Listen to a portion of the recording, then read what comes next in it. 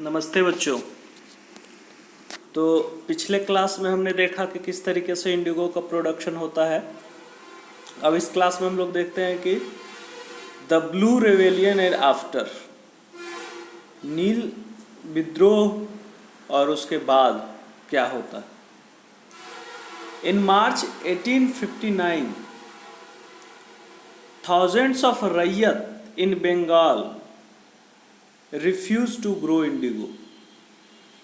रैयत यानी कि किसान 1859 में हजारों की संख्या में किसान इंडिगो को प्रोड्यूस करने से मना कर देते हैं। एज द रिवेलियन स्प्रेड, रैयत रिफ्यूज्ड टू पे रेंट टू द प्लांटर्स।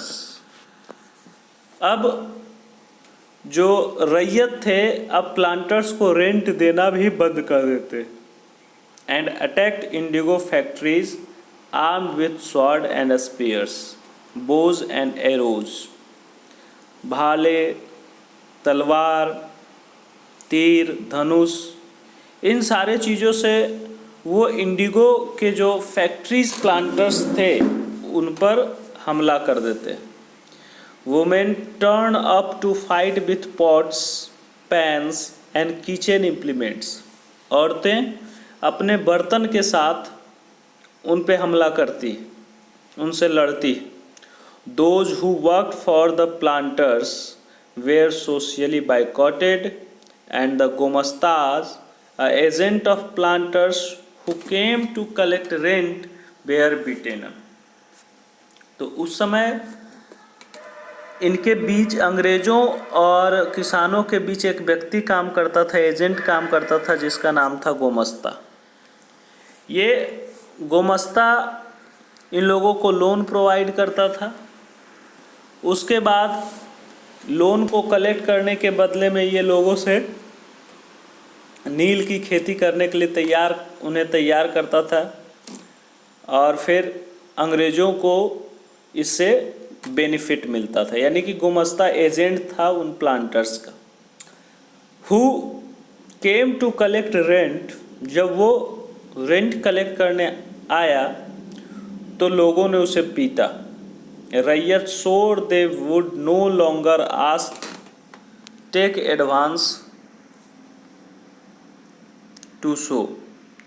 अब वो एडवांस देने के लिए, जो रैयत को आता था कि आप एडवांस ले लीजिए, और एडवांस लेने के बाद जो रैयत होते थे वो मजबूर हो जाते थे कि उनको किसी न किसी तरीके से नील की खेती करना पड़ेगा। And if the ryot would no longer advance to sow indigo nor be bullied by the planters और लठियाल्स। लठियाल्स कौन थे? द लाठी। तो ये जो लठियाल्स थे यानी कि लाठीधारी, जिसको कह सकते हैं कि जो गोमस्ता अपने साथ रखता था लोगों को डराने धमकाने के लिए। तो रैयतों ने कसम खा ली कि अब वो ना तो नील की खेती करेंगे, न कर्जा लेंगे, और न ही बगान के मालिकों के लाठियों से डरेंगे, लठियालों से डरेंगे। So why did the indigo peasants decided that they would no longer remain silent. आखिर ये किसान चुप बैठने के लिए तैयार क्यों नहीं थे? And what gave them the power to रिवेल, और कौन था जो उनको बहिष्कार करने का जो पावर दे रहा था, बगावत करने की ताकत दे रहा था? कहाँ से आई इनके पास ये ताकत?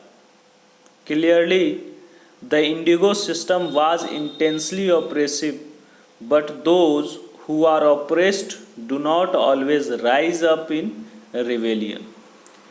तो ये चीज़ें साफ साफ दिखती है कि नील की खेती, जो कि बहुत ही ज़्यादा ऑपरेसिव थी, दमनात्मक थी, लेकिन जो लोग दबे होते थे, but those who are oppressed, ये हमेशा बगावत नहीं करते थे।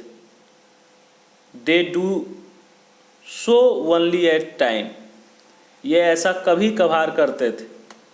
और यही दमनकारी नीति ब्लू रिवेलियंस को जन्म दिया।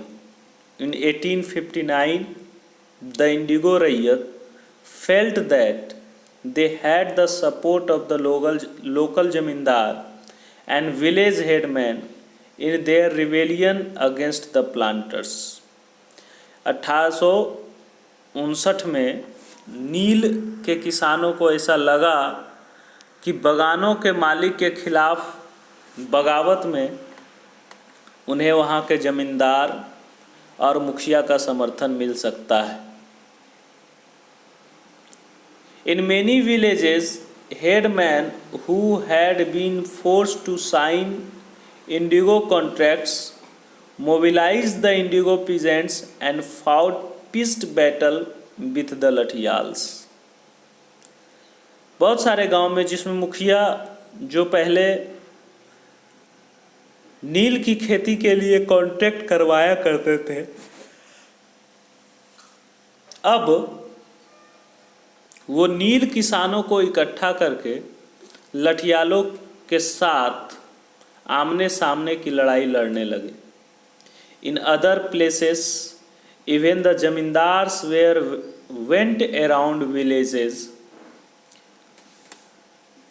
Urging the ryot to resist the planters.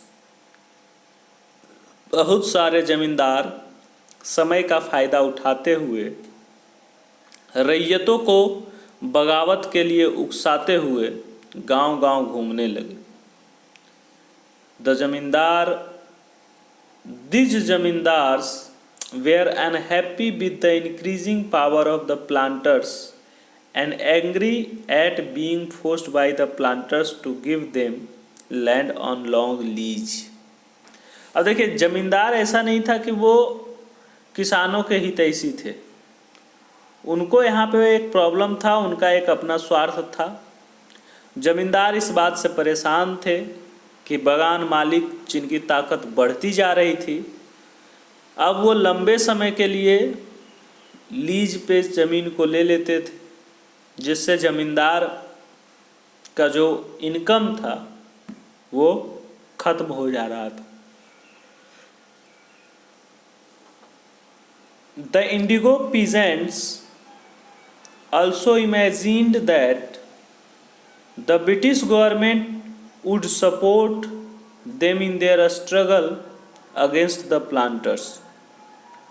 जो इंडिगो पीजेंट्स थे उनको भी ऐसा लग रहा था कि अंग्रेजी सरकार भी संघर्ष में उनका साथ देगी।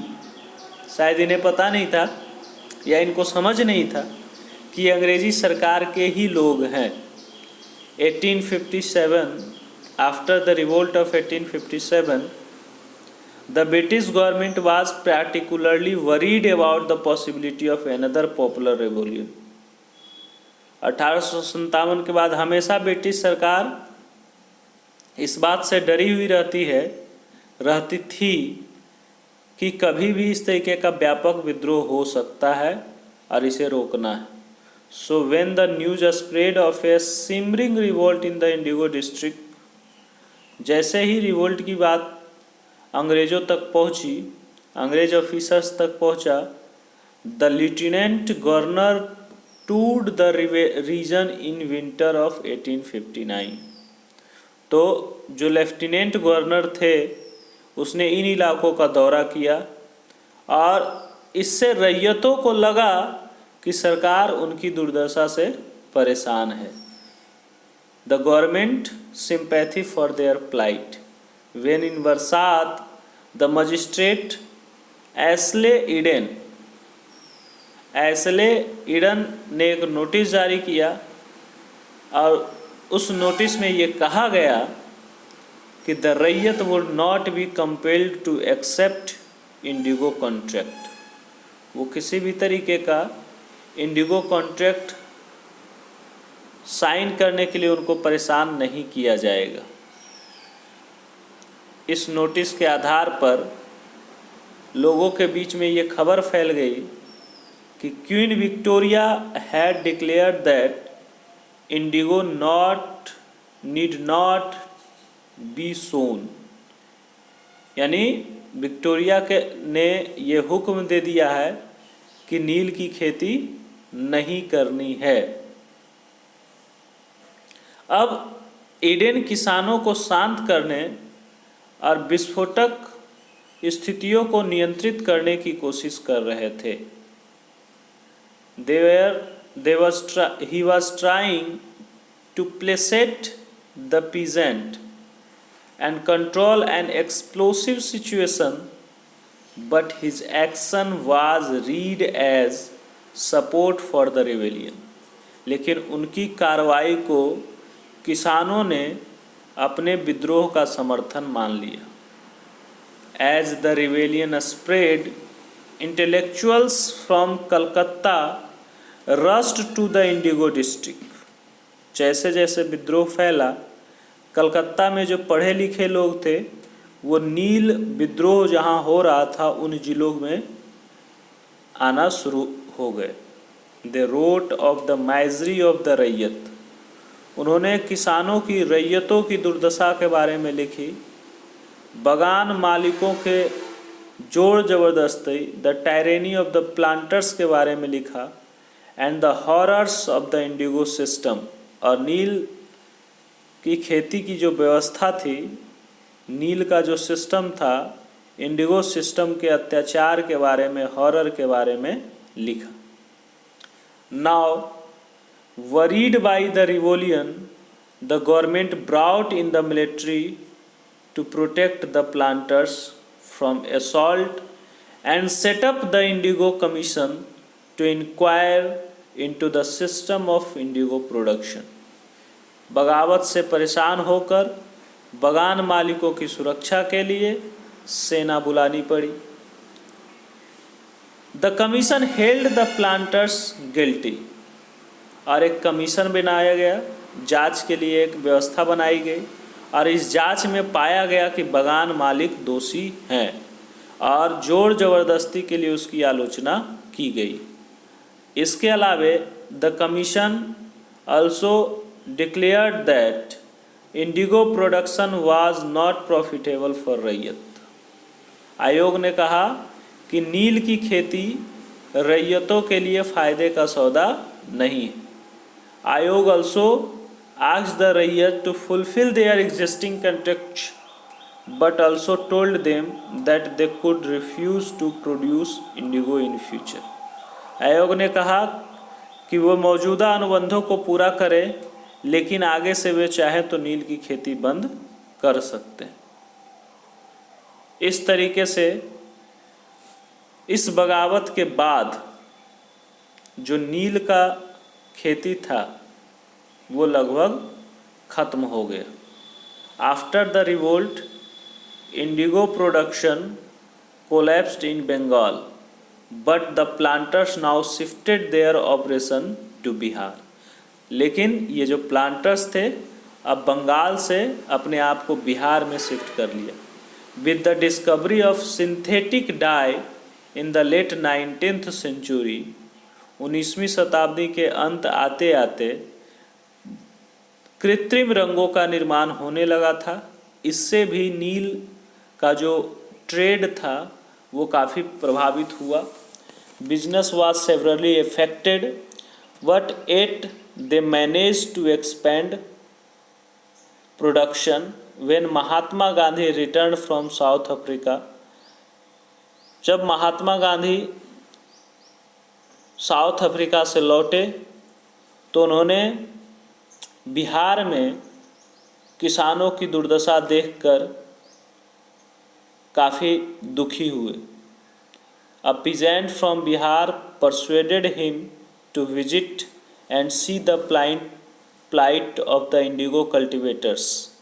बिहार का एक किसान चंपारण आकर नील की दुर्दशा को देखने के लिए महात्मा गांधी को न्योता दिया, and Mahatma Gandhi visit in 1917, और महात्मा गांधी ने 1917 में बिहार आकर बिहार के किसानों की दुर्दशा को देखा और ये जगह था चंपारण। और इसी चंपारण में 1917 में महात्मा गांधी ने प्लांटर्स के विरुद्ध, अंग्रेज़ों के विरुद्ध एक सत्याग्रह शुरू किया, जो महात्मा गांधी के जीवन में भारत के लिए किया गया पहला सत्याग्रह था। और इसके बाद महात्मा गांधी के सत्याग्रह का दौर पूरे भारत में शुरू हो गया। तो यहाँ पे हम देखें कि किस तरीके से नील की खेती के कारण लोगों को परेशानी हो रही थी। अब यहाँ देखिए, एक नील की खेती करने वाले जो गांव था, उस गांव के लोग गीत गाया करते थे संघर्ष के दौरान, एक दूसरे को उत्साह बढ़ाने के लिए। और इस तरीके के songs give us as a glimpse of their feeling. इस सॉन्ग से उनको एक कह सकते हैं कि उनकी भावनाओं का पता चलता है। और नील विद्रोह के दौरान जो बंगाल के निचले इलाकों में ऐसे बहुत सारे गीत सुनाई पड़ते थे।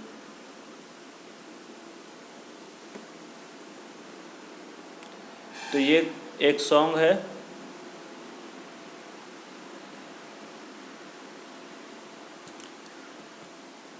फिर आगे एक देखते हैं, ये दिया हुआ है कि भीख मांग लूँगा परंतु नील नहीं उगाऊंगा।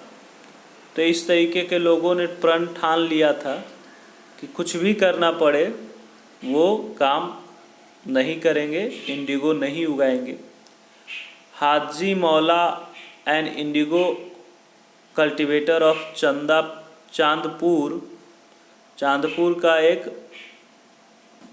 व्यक्ति है जो कहता है I would rather wake than sow indigo. Haji Mulla के सवाल जवाब कुछ यहाँ पे दिए गए हैं, इसको आप पढ़ सकते हैं। तो चलिए एल्सवेयर में आइए।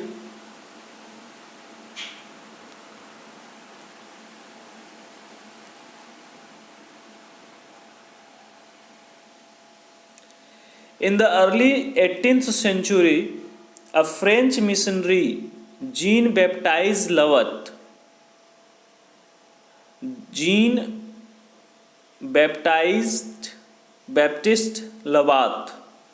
traveled to the Caribbean island. ये कैरेबियन आइलैंड द्वीप का दौरा करते हैं। And wrote extensively about the region, और उस रीजन के बारे में विस्तार से लिखते हैं। और ये तस्वीर जो है लवात की एक पुस्तक से ली गई है। इस तस्वीर में यहाँ के फ्रांसीसी बागानों में नील उत्पादन के सारे चरणों को दर्शाया गया है। This image shows all the stage of the indigo production in the French slave plantation of the region. You can see the slave workers putting the indigo plant into the settler vat on the left। आप इसमें देख सकते हैं कि बाएं सिरे पर गुलाम मजदूर नील के पौधों को सेटलर बाट में डाल रहे हैं। एक और मजदूर एक मशीनी चरखी से घोल घुमा रहा है। दो मजदूर नील की लुगदी को बोरे में भरकर सुखाने के लिए ले जा रहे हैं। बड़ा क्लियर इस पिक्चर में दिखाया गया है। अगले हिस्से में दो मजदूर नील की लुगदी को मिलाकर साँचे में ढालने के लिए तैयार कर रहे हैं।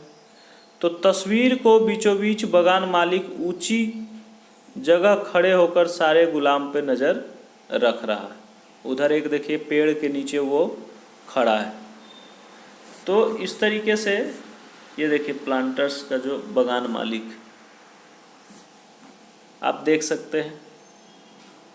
तो ये पूरे प्रोसेस को दिखाया गया कि उस समय यूरोपियन जहाँ भी थे वो नील की खेती के लिए सभी जगह एक ही सिस्टम अपना रहे थे, चाहे वो अंग्रेज हो या फिर फ्रांसीसी हो, ब्रिटिशर्स हो या फिर फ्रांसीसी हो। आगे आप लोग अब फिर से इसको देख लेंगे, पूरा क्वेश्चन आंसर इसको करेंगे हमारे साथ। शेयर करेंगे। तो आज का जो हमने टॉपिक पढ़ा है उस टॉपिक के आधार पे आपको एक क्वेश्चन सॉल्व करना है। क्वेश्चन है आपको कि हु वेयर ब्लू रेवेलियंस कौन थे and how they fight against the planters, और किस तरीके से वो प्लांटर्स के विरुद्ध अपना लड़ाई लड़ते हैं। धन्यवाद।